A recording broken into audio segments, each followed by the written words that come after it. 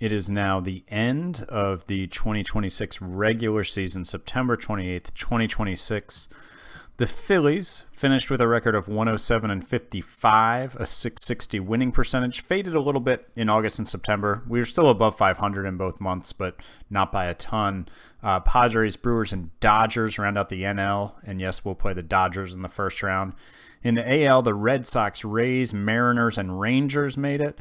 The Rangers besting the Orioles in a one-game playoff. They ended up the regular season tied. The Rangers won 6 straight games. The O's had won, I think, like 5 or 6 straight to make it a tie as well. So disappointing that, my Baltimore Orioles will not make the postseason.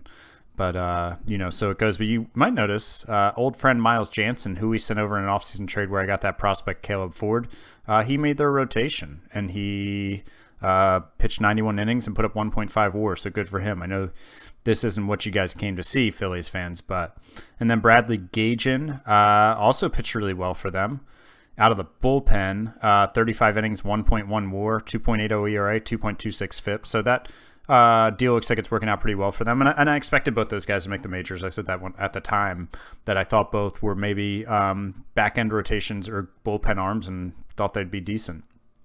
And Caleb Ford could still be a star for us. So that's how the postseason lines up.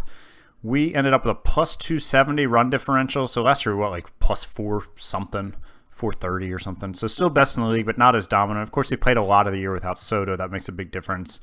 Pythagorean, we actually ended up 1 below. I guess because we were only 11 and 8 and 23 and 20 in one-run games. And yeah, so that's the standings. Let's go to the old info page here. Really, we ended up 19 and 10 in July, and then 16 and 12 in August, and 13 and 11 in September. And we really had to win a bunch of games here. We won 2, 3, 4, 5, 6, 7 of 8 to close out the season to end up 2 games above 500 in September. So we were slumping in September. It was really offense related. A lot of bats were slumping. They kind of woke up towards the end. Manny had a bad month or so. Harper, I think, was down. Randolph was not having a good month. Still ended up second in runs scored, second in OPS, third in home runs. On the other side, pitching-wise, first in ERA, first in runs allowed, third in starter ERA, first in bullpen ERA, first in every defensive metric. So still all good there. And so let me just show you the September. Let's see. I think some guys got their numbers back up to respectable levels. Yeah, Machado was just a 68 WRC plus, Harper a 91, Adames an 88, Pache a 75, and Stott just a 54. So that explains the swoon in September. And August, I think a couple guys were down too. Yeah, Machado was just a 56, Soto a 78, Stott a 78, Pache 78. So, Stott, Machado, and Pache, really the last 2 months of the season were just not very good. But they were very good over the course of the season. Let's go ahead and sort it by WRC plus since it's already sorted that way. DeLandre ended up leading the team, just 214 plate appearances, so he doesn't qualify for any awards or for stat, batting average or anything like that. But 143 WRC plus as a rookie. This is our second round pick from 2021. I always like when the guys at iDraft start to arrive. He put up 1.5 WAR in just 55 games, 344 BABIP. That might come back down to earth a bit, but hit 14 home runs, 11 doubles, and essentially a third of a season. So pretty good. There's not a lot of room for him on this team to play every day, but certainly I think I could get him more playing time than he got this year. Next year, and again, him being a righty bat really helps his case for finding playing time. Jung-Hoo Lee, our designated hitter, only had 118 starts, but put up second best on the team, 138 WRC plus. Doesn't look like he led the league this year in any categories. He's been up there in hitting and doubles other years. He didn't play as much this year though. So Bryce Harper, another solid season. He is day-to-day with back tightness, which has moderate effect on his running, but minimal on everything else. So he'll be fine for the start of the series. But yeah, only 136 starts. But he really did end up with that fewer plate appearances than other seasons because he was batting leadoff a lot when Soto was out. But he put up 4.9 WAR, 32 homers. He's actually 10th now all time in Phillies home runs in franchise history. He cracked that. this season. Randolph, a little bit of a down year for him, I think. 126 or 127 WRC plus, similar to last year, but he also just missed like a month and about 110 plate appearances because of an injury. So not quite as good of a year for him, but still a really good year for Randolph, our first baseman. Manny Machado still ended up with 5.2 WAR. Just really just been so consistently good. 122 WRC plus, went yard 38 times, so he didn't cross 40 this year for the first time in several seasons. And his BABIP was down a bit from last year, but another great season from Manny. Juan Soto was fine in his 262 plate appearances, 117 WRC plus, not normal Soto-ness, but still obviously an excellent player. Hopefully next year he'll be healthy and he'll be back to MVP form. Bryson Stott really faded, like I showed you, down to a 107 WRC plus, which actually is much more in line with his career, and he did miss some time hurt as well. And yeah, 108, 108, 107 WRC plus the last few years, pretty consistent. And 105, and 99 starts, and is within 0.2 or 3 of 3 WAR each time. So he's a really good player for us. Very good defensively, above average at the bat. Willie Adames, shortstop in the last year of his deal, 4.1 WAR, WRC plus of 106. His BABIP was down a bit. His strikeouts were up a tiny bit. Walks were about the same. Another 20 home runs from her this year. That trade has worked out really well for us that we made after the first season that I took over the team. Christian Pache, a bit of a down year at the plate, but still put up 3.9 WAR because of, he's great in the outfield. 19.3 zone rating, 1085 efficiency. Pache, he's capable of doing much more, and I probably should move him down on my lineup if he's going to be more of a league average bat. But a down year for him with that bat, but that's all right. Drew Romo, man, I'll take a 90 WRC plus for my rookie catcher all day. 2.3 WAR in 120 games. He went yard 17 times. Successful first season for Drew Romo. He might get some rookie of the year consideration with 2.3 WAR. Nasim Nunez was perfectly adequate as a solid utility infielder, and he put up 1 WAR in 331 plate appearances. So 86 WRC plus, so a bit below league average there, but he's a plus defender at every infield position, and he's a switch hitter. And then Austin Hedges, totally fine, once again, as our backup catcher, just kind of doing his thing. The one guy who's not here is Cole Tucker, just because I'm not sure. I think he'll probably be on my postseason roster. But Cole Tucker was pretty bad. He only got 43 plate appearances over the 2 months, but a 30 WRC plus, so he's pretty awful. But I think I need just a 138 BABIP, so it might have been somewhat BABIP fueled. But I think I need a fourth hitter on my bench / a 13th hitter on my team. So here are 14 pitchers. One of these guys will not make the postseason roster, or the roster for the first series. So Nola led the way with 3.8 WAR, 5.9 R WAR. He put up a 3.06 ERA, 3.86 FIP, both very good, very good. Segovia put up a 3.67 ERA and a 3.58 FIP. Those were pretty close to in line with each other. Not quite as good as last year, but still very good. He also missed a little bit of time due to injury. Sheffield and Barrios, both very solid. Barrios put up a great ERA, 3.05 ERA for 6.3 WAR, just 2.5 WAR with a 4.5 FIP. So his FIP was 101. So FIP is telling you he was 1% below league average. ERA is telling you he's 45% better than league average. So he got the results, but will he continue to have them moving forward? Maybe not if his peripherals continue to be what they are. And then rounding out the rotation, we've got Mick Abel down here. He pitched just 117 innings, and he kind of faded down the stretch. He had a few, you can see 5, 6, 4, 3 earned runs. And he left his last start with an abdominal strain. So, but I thought overall it was a good first season in rotation. He was pitching really well, but he ended up with an ERA 7% below league average, He ended up with a FIP 1% above league average. I think I got that wrong on Barrios. FIP minus ERA plus. Sometimes the fact that above 100 is good for one and below 100 is good for the other sometimes throws me off as I'm talking through it. So he was about an average starter across his 18 starts. I'm confident with him in the rotation next year again. Taylor Hearn was very good. Andrew Schultz was very good, 1.75 ERA and struck out 13.6 guys per nine. Mason Fox, another solid season, 69 games, pretty nice. Zach Pop was solid. Burl Caraway. You can see all these guys. I mean, look at these ERA pluses. So this would be like 99% better than league average ERA, a 199. A 125 is 25% better than league average. So all of my bullpen was far above league average in both ERA and FIP. Yovis Guedez, solid season from him.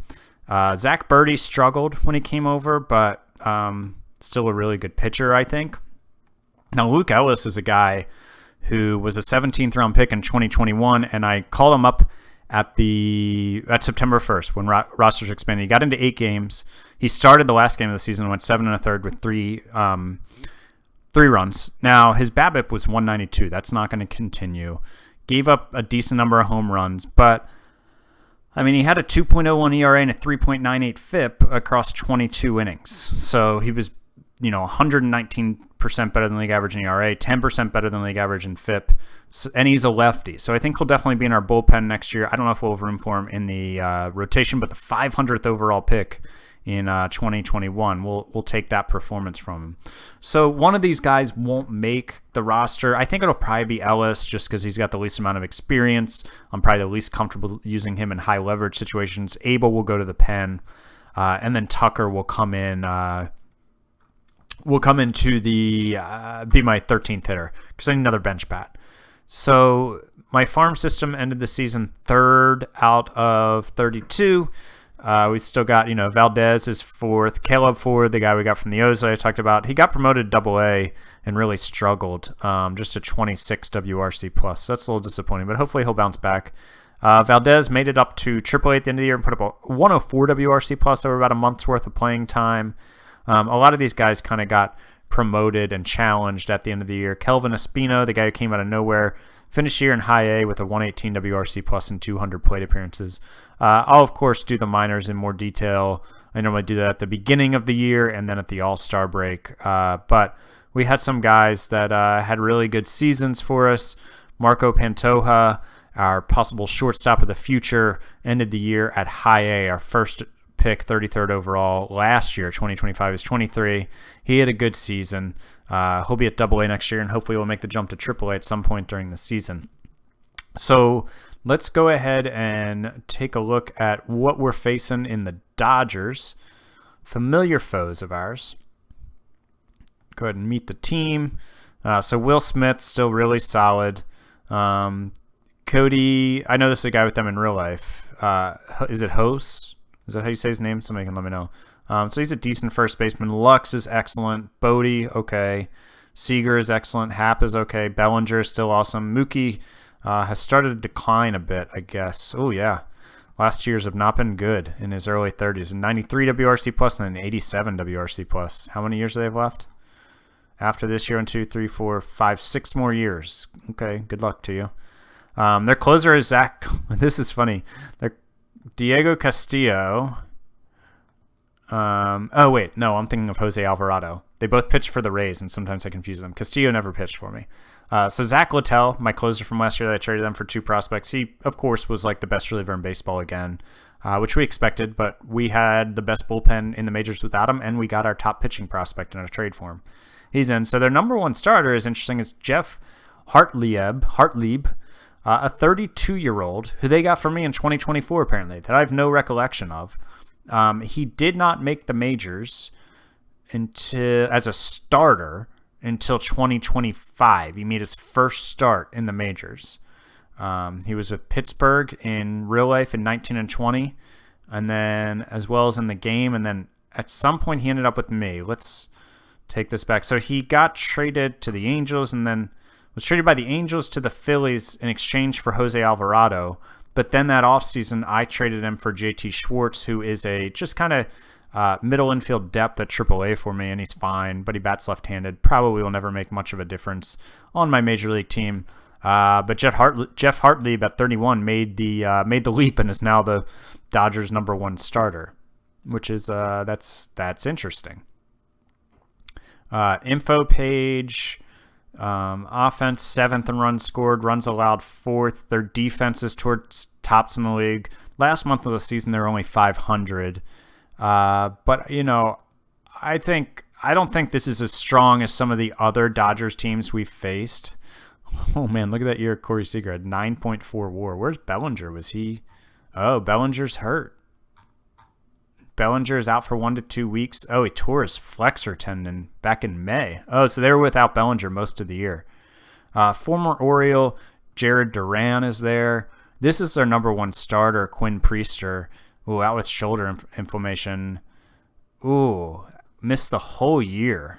Shoulder inflammation. That is a bummer for them. Okay, so they're missing Bellinger and Priester most of the year and still made the postseason. That's pretty good. That is pretty darn good. But Corey Seager put up 9.4 WAR, 150 WRC plus, 36 bombs. Wow. 310, 366, 568 triple slash. Man, that's probably the best season of his career, I'd imagine. Yeah, his previous before that was 8.2.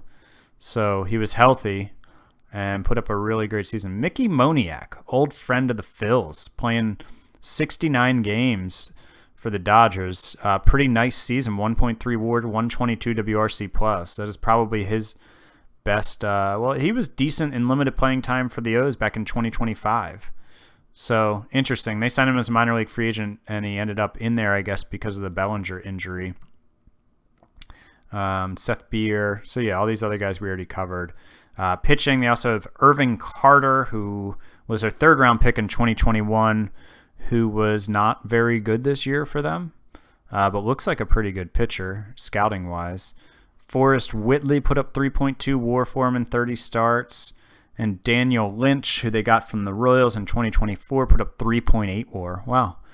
And then we already talked about Zach Littell, and so Tony Gonsolin is in their pen. Oh, Tony Gonsolin, I guess, was their 5th starter because they have a 4-man rotation now. So he put up 3.1 WAR for them in the rotation this year.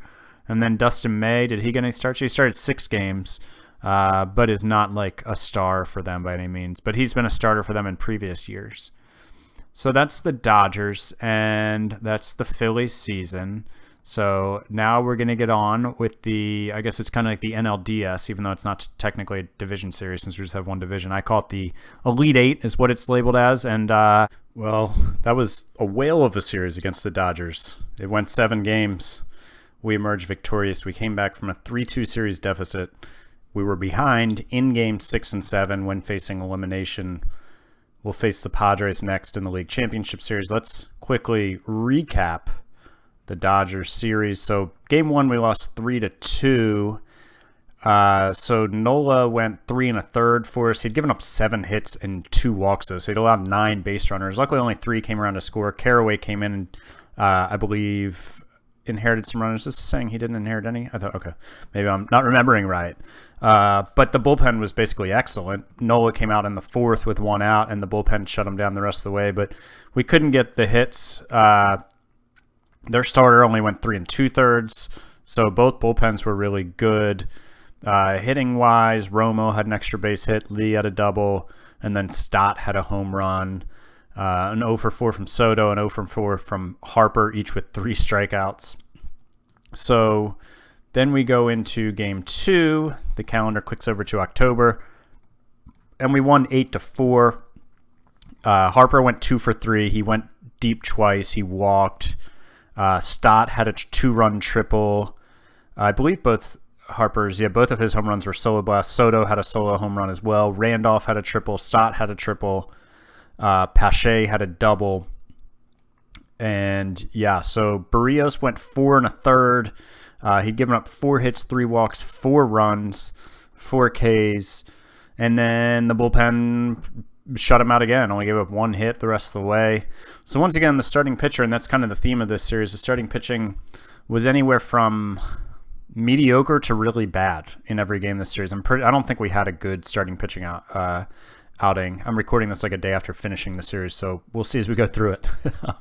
6-3 win in Game 3. In this game, Machado had a home run and a walk. He had 3 RBI. Romo had a base hit in the bottom of the 8th against former Philly Zach Littell that gave us the lead. So the rookie catcher coming through with a 2-for-3 day and then winning RBI in the 8th. Machado also, he had a 2-run homer in the 8th off Littell, so not a good game for him. After, I think he did get the save in Game 1. Pache had a double. Harper an 0-for-4, 3 Ks again. Soto went 1-for-3. He walked twice. Harper did also walk once. Segovia went 4, 3 hits, 3 walks, 3 runs, 5 Ks. He was okay. I think he gave up. Yeah, he actually was, other than this 3-run homer from Happ, the 3-run homer in the second with 2 outs, really didn't get into trouble other than that. I mean, that was 3 of his 6 base runners in his 4 innings. But I believe that the first 2 guys in the 5th inning came out and got on, and Bummer came in and shut him down. And so he's day-to-day right now, but he'll be fine. So you can see the bullpen, once again, no runs over 6 innings. So the bullpen really just outstanding here for us. Then we go to L.A. I do 3 home, 3 away, 1 home in the first round, and then it's the normal 2-3-2.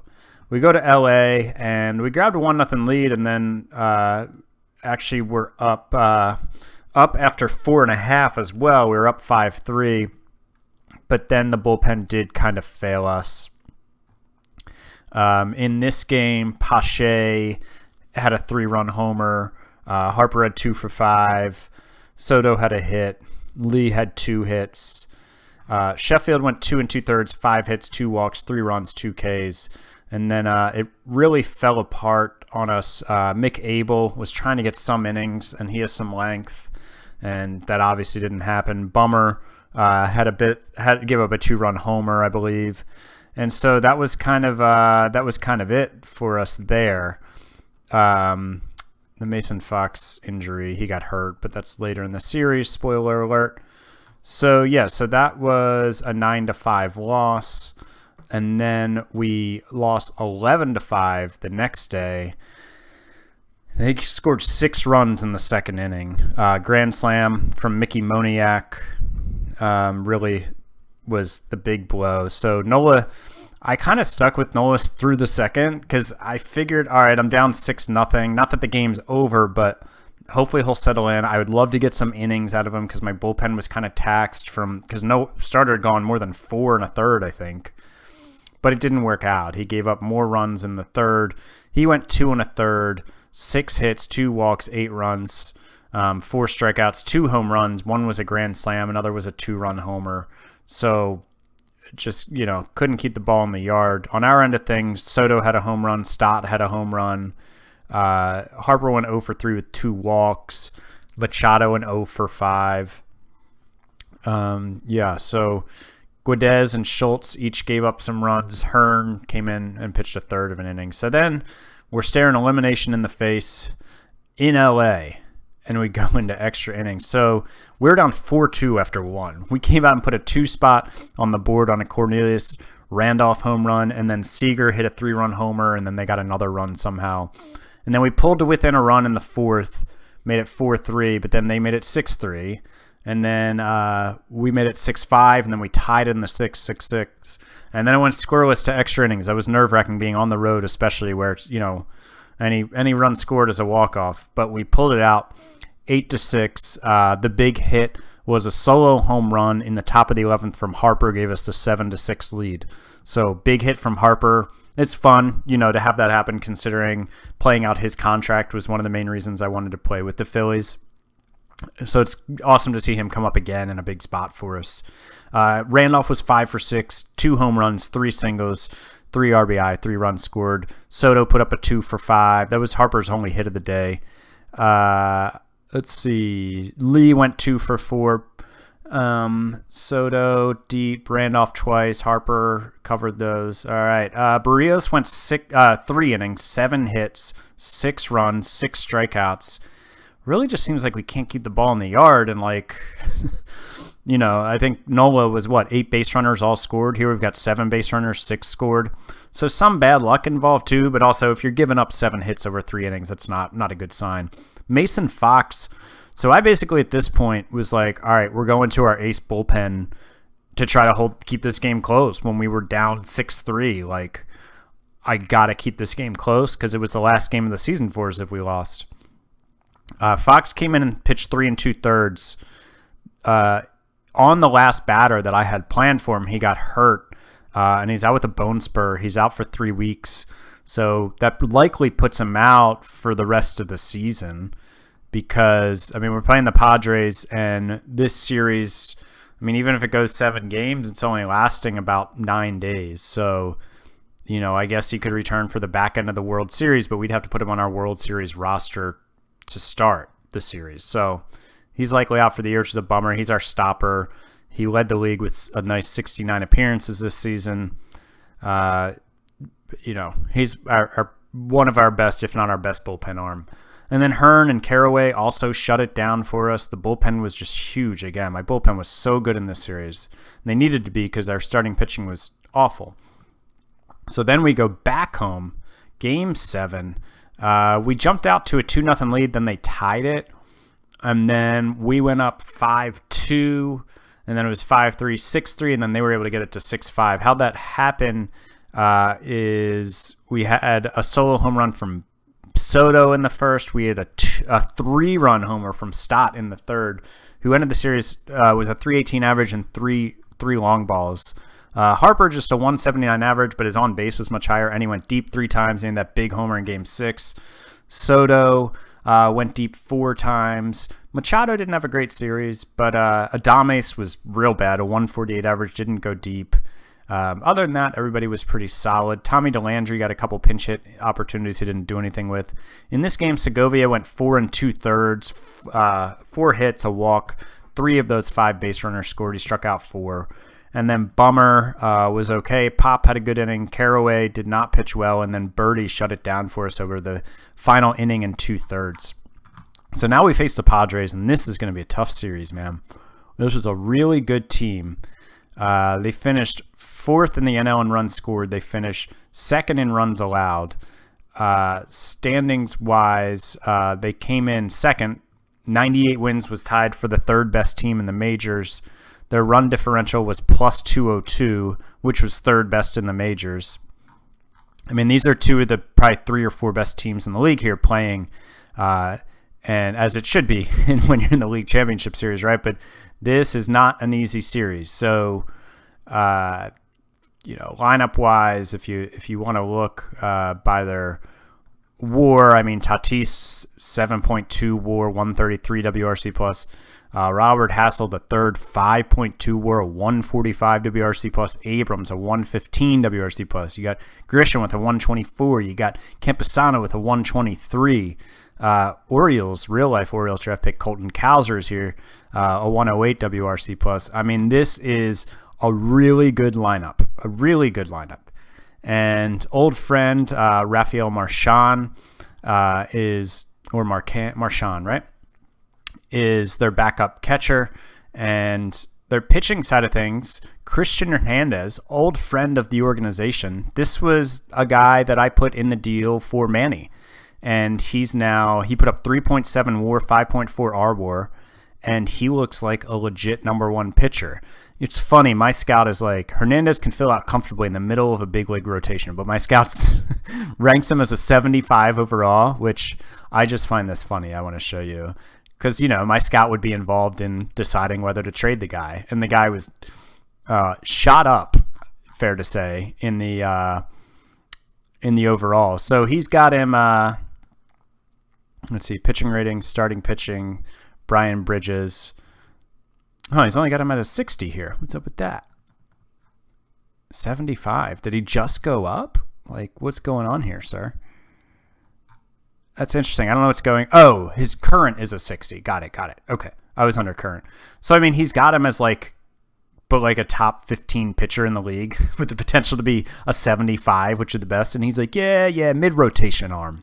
Nobody asked where this guy came from or my opinion of him when we traded him. I mean, I would have made the trade either way. I'm just kind of kidding. But in November of 2022, my scout saw him as, I mean, he'd gone from a 30 to a 45. So you could see that he was starting to improve. And then the Padres really wanted him, so figured he was going to probably continue to improve. OSA at that time had him as a 45 as well. So he'd improved from a nobody to a possibly fringe prospect at that point. But he's the number one starter, so that's kind of fun. And let me go back to the Padres here. And they've got 3 lefties after that. Mackenzie Gore, of course you all know, is a real-life dude. Who's had 3 solid seasons in a row. Ryan Prager was their 3rd-round pick from 2021, who this was his first full season as a starter and was solid. Ryan Weathers, he's a decent starter for him, decent, middle of the rotation arm. And their bullpen finished where? Bullpen ERA was 2nd, and starting ERA was 1st in the NL. I mean, this is just a really, really good team. I think we're gonna be in for a fight here, and this is definitely, anything can happen. Like I said, in a 7-game series, like I think it was last year, I played somebody who was a bit weaker. Where it was like, sure, this team could beat me, but 7 out of 10 times we're gonna win, or 8 out of 10 times we're gonna beat that team. Not nearly as confident in this. I think this is much closer to a coin flip, much closer probably to a 55% chance winning. Or it's gonna be tough, and they have. For our Soto, they have Tatis, and for our Cornelius Randolph, they have Robert Hassel. They've got so many good bats and a great pitching staff. Really, one of the few teams who I think can go toe-to-toe with us with both pitching and offense. So it'll be an interesting series. We'll see how it plays out, and hopefully, as we jump ahead here, it'll be a happy ending for your. So just like I was saying, we would easily sweep the Padres. They'd give us no issues, and our pitching would be really good, and we'd just move on to the World Series. So Game 1, we came out and punched them right in the mouth in the bottom of the first with back-to-back homers by Machado and Harper, and never relinquished the lead. They added 3 runs just kind of for decoration in the top of the 9th. I think 2 of them were on an error. And you can see Machado had a home run. He also drove in a single. This was, of course, against Christian Hernandez, one of the players who was traded for Machado. So Machado came out, hit a home run, had an RBI single. Harper went deep twice. He had a solo shot in the first and a 2-run homer in the 7th. So the old guys getting it done for the Phils. And pitching-wise, Nola went 7 2/3, 4 hits, 1 run that was not earned. He struck out 8, walked 1. Ellis got into some trouble because of an error in the 9th, so I had to bring in Hearn to close it down because it got kind of interesting. But we were able to close it out. And Game 2 the next day, we won 5-1, another game where we led the whole. We never trailed. They scored 1 run in the top of the 9th. We had home runs from Stott in the 7th, a solo shot. Pache went deep in the first, second batter of the game. And Pache also had a double. Soto had a triple. And Jung-Hoo Lee got hurt in this game, our DH, our very, very good hitter. And he's out for 4 weeks with a strained abdominal muscle. So he's out for the rest of the postseason. Pitching-wise, Jose Barrios also got hurt in this game. He lasted 2 batters.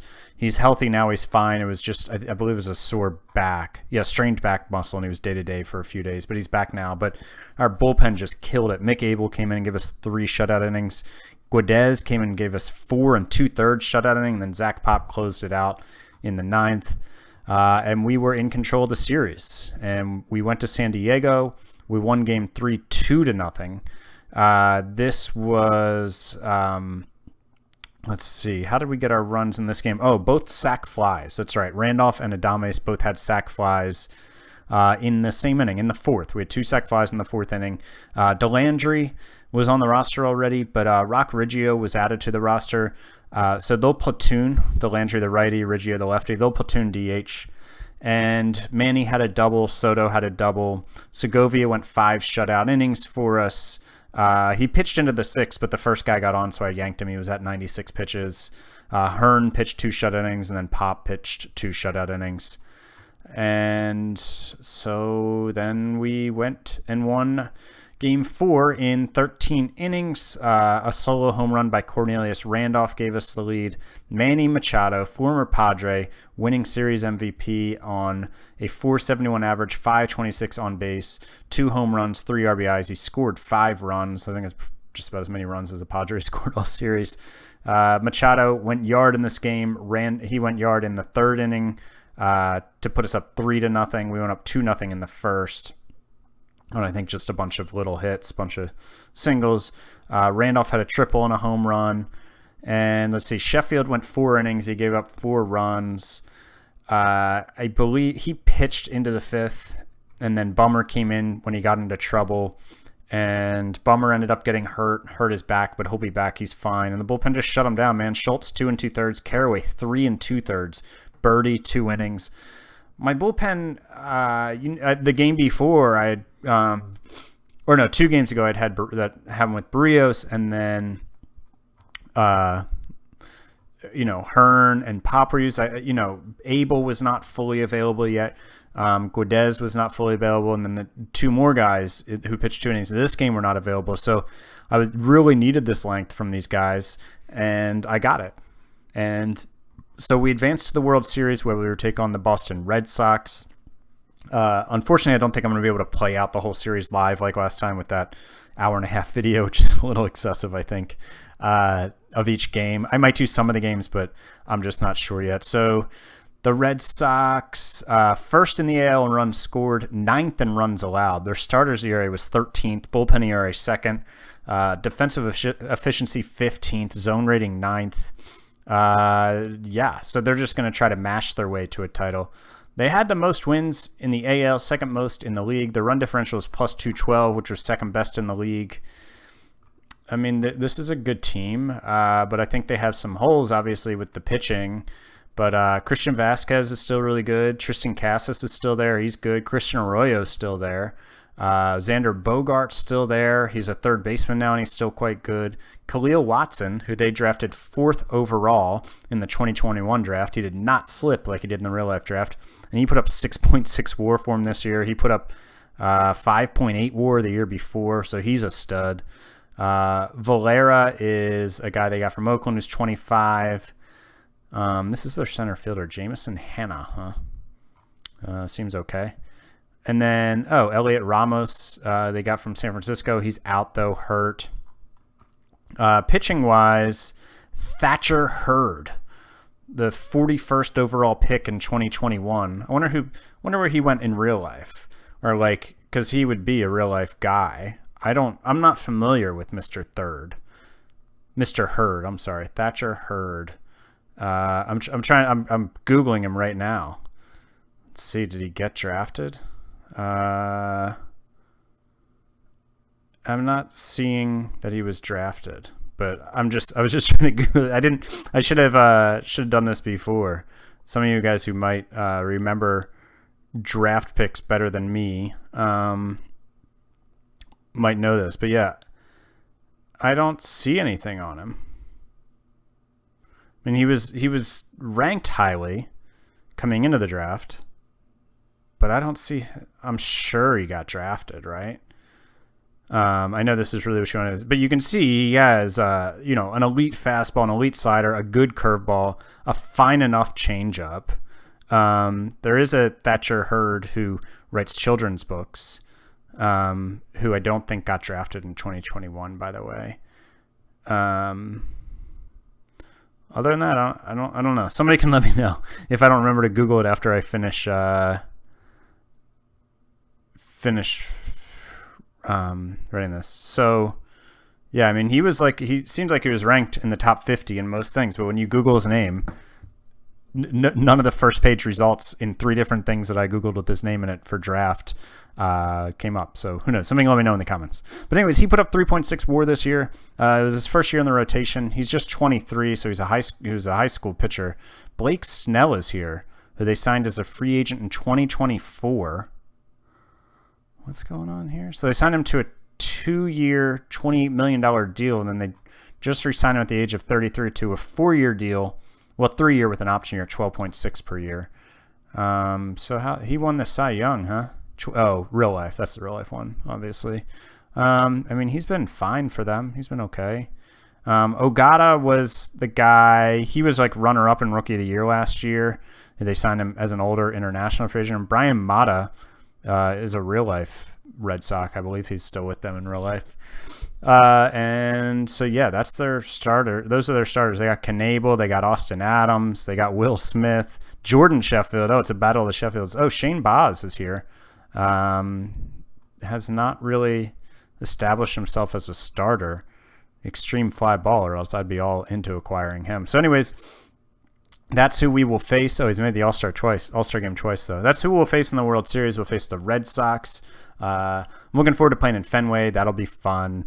And so, yeah, let's hopefully we can get our second straight championship here. Phillies are back-to-back World Series champs. We did away with the Red Sox in 5 games, came out and crushed them 7-0 in Game 1. We had, what did we have? We had a 2-run homer from Harper. We had a 2-run homer from Randolph. We had a run-scoring double from Pache. We had an RBI double from Romo. And the real story, though, was Aaron Nola, a 2-hit shutout, 3 walks, 5 Ks, 100 pitches on the nose. And, yeah, that was a pretty dominant effort by him there. And, you know, Stott had 3 hits, Pache had 2 hits, and we were on our way. So Game 2, we hit a little bit of a hiccup. We were leading 4-3, and then we gave up 3 in the top of the 7th. Our bullpen that's been so good failed us in this one. Home runs, none in this game, but Romo had an extra base hit. Pache had a double. Randolph went 3 for 5. Stott once again drove in a run and scored a run. And Romo with 2 RBI. Barrios went 4 2/3, 8 hits, 3 runs. One of those runs was an inherited runner from Hearn, who also gave up the big 2-run homer that gave the Red Sox the lead. And then they had an insurance run against Birdie. But then from there, it was all Phils. We went to Boston. We won 3 straight. We won 4-1. It was a 2-hit game from Bryce Harper here. He went 2 for 4 with 2 doubles and a walk. He drove in a run. He scored a run. Also had multi-hit games from Machado, Randolph, and Adames. Romo had a double. Soto had a double. Machado had a double. And Segovia went 4 1/3, 5 hits. He gave up 1 unearned run, and then the bullpen shut it down.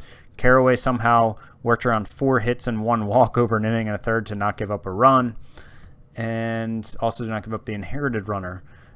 We won the next game 7-4. Manny Machado leading the way with a home run. He scored twice. He drove in 3. Soto had a 2 RBI single. Randolph had a double. Stott had a double. Sheffield went 5 1/3. 4 runs, 3 earned, and then Carraway, Hearns, Schultz shut them down from there. And then in the deciding game, we jumped out to a 6-0 lead, but then we gave up 6 runs in the 7th to let them tie it. But then Manny Machado came through with a solo home run in the top of the 8th. Manny, the series MVP, World Series MVP, and he went 2 for 5. He had the home run. Soto went deep. Romo went deep. Harper had a double. Pache had a triple. Some pretty solid batting averages here across the board, except for pretty much Adames, Romo a little on the low side. But Pache drove in 13 runs and Stott drove in 12 runs. So when you have guys, where they're batting in the lineup, they've got a lot of really good hitters in front of them. So even though they're 6 and 7 hitters, they come up with a lot with men on base, and they were able to come through here in this postseason. That's a big thing for us. Aaron Nola, 6 innings, 4 hits. He did give up 3 runs. I think he gave up a home run. He gave up a solo homer in the 2nd. Schultz got knocked down around a little bit. Same thing with Bummer, but then Guidez closed it out with 2 innings of no-hit ball. And so, so now we're on to the off season. We're defending champs. The next video will be interesting. I mean, for one, like my owner has cut my budget from $312 to $304 million. You know, poor Phillies. I think we only have like the third biggest budget in the majors, right? But, you know, I've got some escalating salaries, or, you know, and some high salaries as well. I've already settled a bunch of my arbitration cases. Well, you know, signed guys to 1-year deals. But basically, I think, you know, I'll get into it in the next video, but I have a bunch of guys who are getting more expensive. I also have some guys who are a year or two away from being free agents who I might want to get their salary off the books, be able to commit longer term to other guys. I got prospects like Mike Anthony Valdez coming up. So it's going to be a pretty interesting offseason. The next video, I'm looking forward to getting that together and kind of going through my offseason plan and then putting that video together because, like I said, it's always my favorite one. And I think this will be a bit of an interesting offseason in that, you know, I think obviously we'll be back with the big guys that we've built around, and then our younger players are arbitration eligible. But other guys, maybe like, you know, Kim and Barrios, and, you know, I've got an option year on Taylor Hearn, who's like our best reliever. So I think some of those guys are coming to the end of their deals and they're pretty expensive. What are we going to do with them as our budget is pretty tight? You know, we've got $12 million for next year, but that does not include my draft or my international free agent budget, you know, which is probably needs to be somewhere around $10 million. So we basically don't have any money for next year. So we're going to have to work around that and get some money and probably make some changes on the team, get cheaper in some ways, and see if we can keep Willy Adames. But, you know, we'll get into that in the next video, and I'll go into all that in more detail. But thanks for watching. Your Phils are back-to-back champs. Talk to you guys next time.